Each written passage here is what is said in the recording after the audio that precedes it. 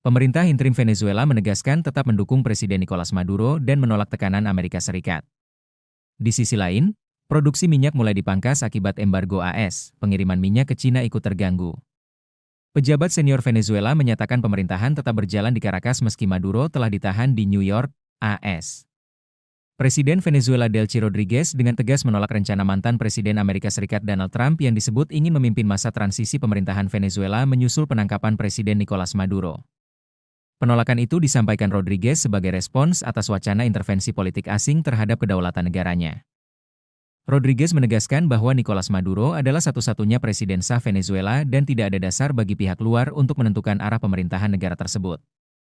Ia juga menyebut pemerintah dan lembaga negara tengah menyiapkan langkah darurat guna memastikan roda pemerintahan tetap berjalan, termasuk melalui mekanisme konstitusional tanpa campur tangan eksternal.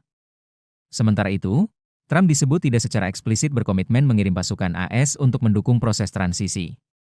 Ia hanya menyatakan bahwa pemerintahannya akan membantu memastikan perlindungan dan peningkatan infrastruktur minyak Venezuela.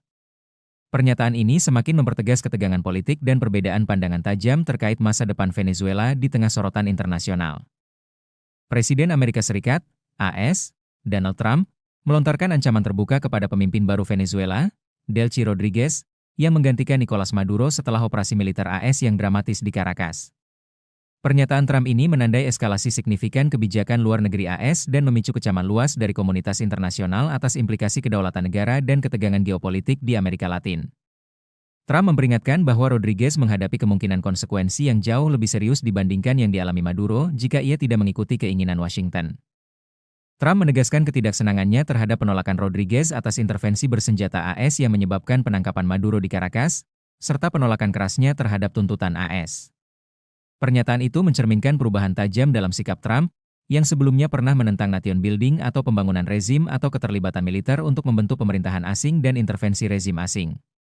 Operasi militer AS yang terjadi pada Sabtu, 3 Januari 2026, dini hari tersebut mengejutkan dunia ketika pasukan Amerika menyerang ibu kota Venezuela dan menangkap Maduro serta istrinya, Cilia Flores. Kedua figur tersebut kini berada di penjara federal di New York atas dakwaan yang terkait dengan narkotika dan terorisme narkoba, tuduhan yang dibantah keras oleh pejabat Caracas. Jangan lupa subscribe ya!